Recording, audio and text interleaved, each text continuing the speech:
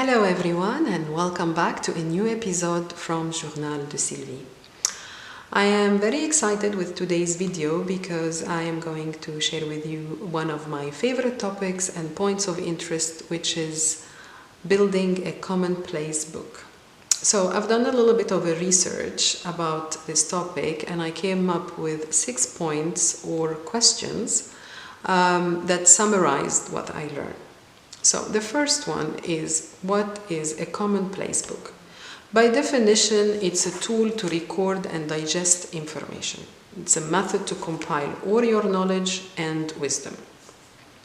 Originally, the word derives from the Latin word locus communis, or the Greek word topos kinos, and both means a common topic or general.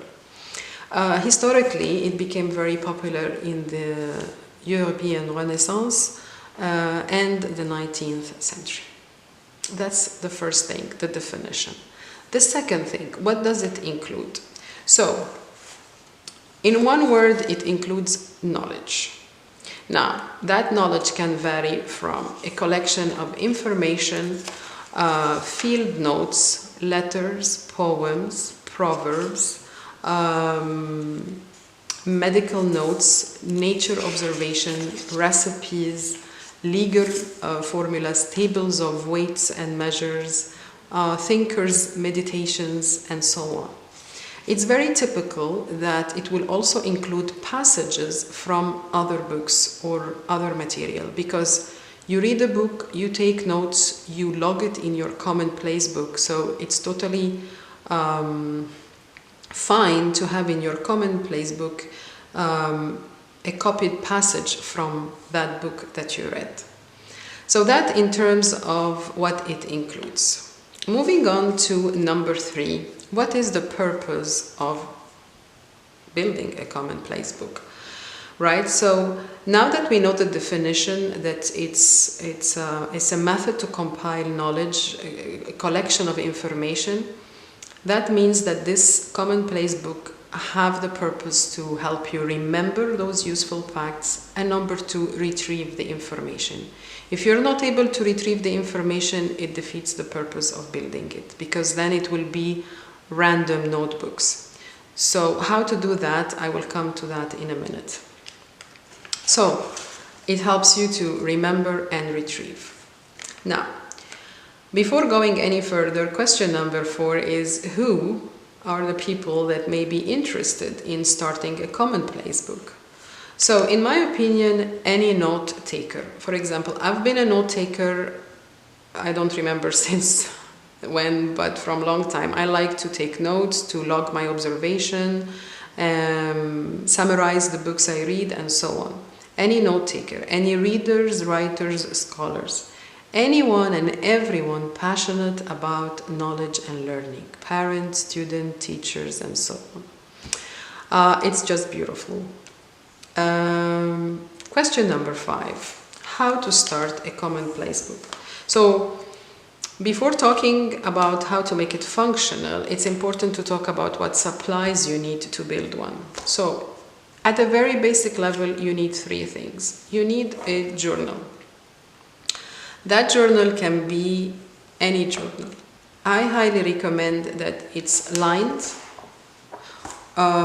or grid or dotted, because of the significant amount of writing that it involves. So I'm not very good in writing a lot in blank pages, so I prefer to be something. As for the size, you can go from A4, which is my new commonplace book. I'm happy to have more space in my pages and write more in it. It can be also an A5, which is grid, this one. Obviously that gives you portability. Any notebook that opens in a friendly way and it's easy to use. It can be also even smaller than an A5. It can be with craft paper, a combination of lined and grid and blank. That too can work. And you can always go back to your regular traveler's notebook size, like this one. However, because I'm writing a lot, I don't want to keep using inserts, and I feel like between the A5 and the A4 it's more functional for me.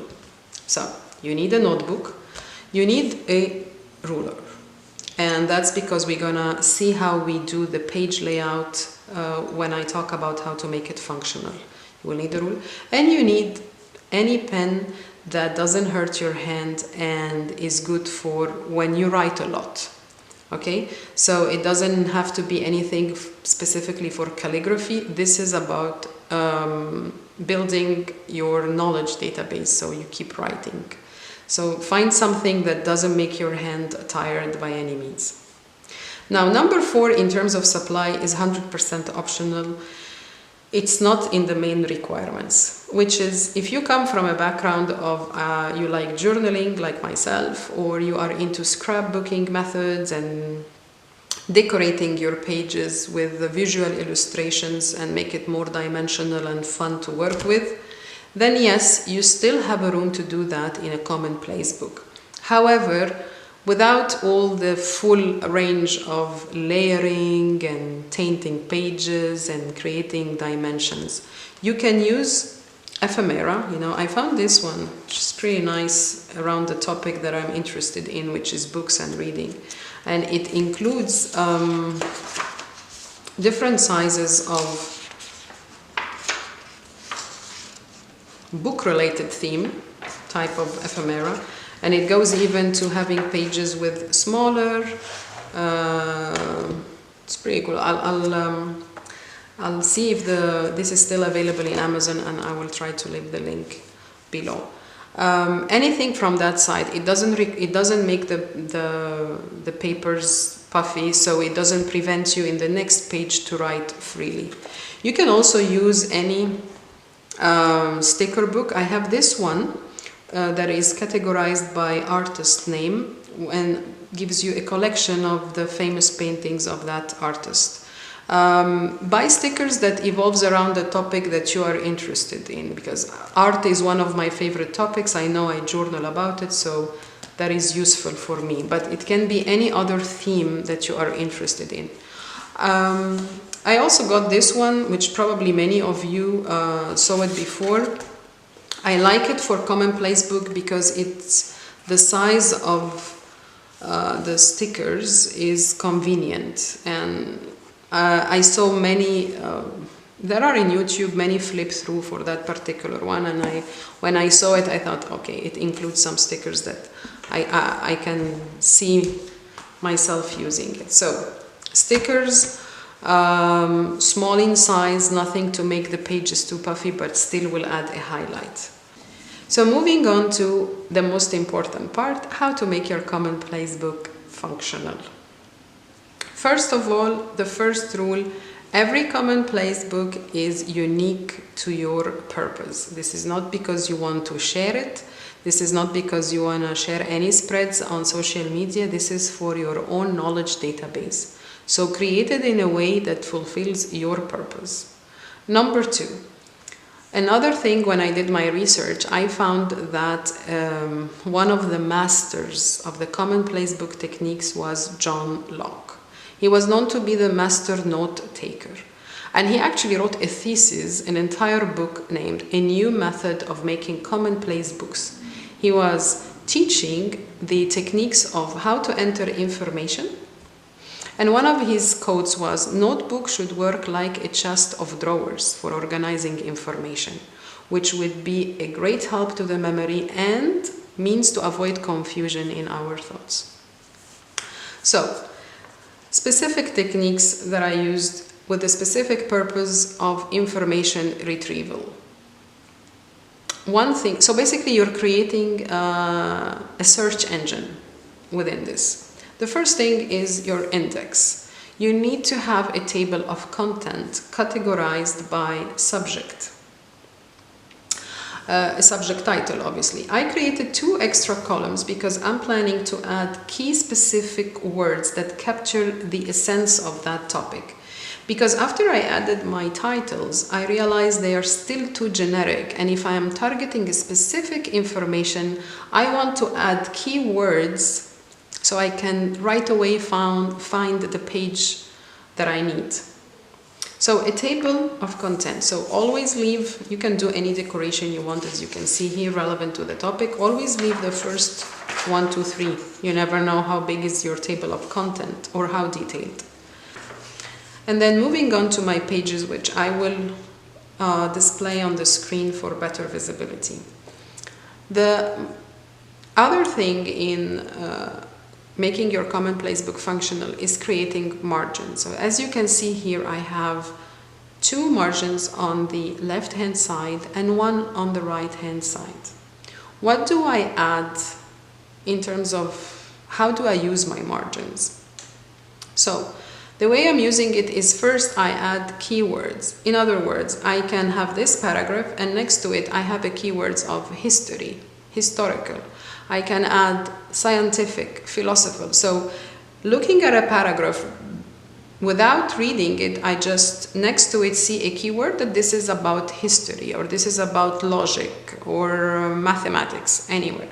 So it's a keyword. The second thing you can add in your margin is a reference to a specific material. So you can add the chapter number or the page number of a specific book in relevant to the topic you are writing about, or you can add a page number from the very same Commonplace book, because remember, we numbered all the pages. A third item you can add to your margins is your own customized annotation code. So I had a video, the last video, about my 7 annotation codes. So on the left hand side I add this big alpha letter, and an example of this, 2 of my 7 annotation is expression or vocabulary, and I add new words or expressions that I learned. So across all this information I also have my annotation codes, letter J for journal, and so on. You can create all sorts of abbreviation and codes that is easy for you, 100% serve your purpose. And the last thing about the layout of a page is to have a thematic heading, which means a header or a subtitle. Now, I don't create a frame for the title, but I do write it in a bigger font, and usually I color code it, or I just write it in another color so the title can, like that, this is a header or a subheader. It's very typical to have a title, so again, will probably be the same title you will refer to in your table of content. So not having all those tips, and I'm sure we can explore more notes to make it even more functional, but building it this way will help you to move from notebooks, random, to a Commonplace book, functional, enables you to retrieve this information. And I found that Leonardo da Vinci had a quote exactly about that. When he was at some point describing his notebook, he said, "This is a collection without order, drawn from many papers which I have copied here, hoping to arrange them later, each in its place, according to the subject of which they treat." So obviously he realized that he has a lot of information, valuable one, but he really needs to classify it and categorize it if he wants to use it again. Right? And categorizing the information is something that I'll probably make another video about because it's a topic in itself, and it's also a very interesting topic. But that was my experience about how to start if you're a beginner or you're already having this idea of a Commonplace book, and those are the materials. I hope you enjoyed that or found it in any way informative. Please share how you create your Commonplace book, or if you like that idea, you can share that video. Feel free to do that. And thank you so much. See you in the next video. Bye. Happy journaling.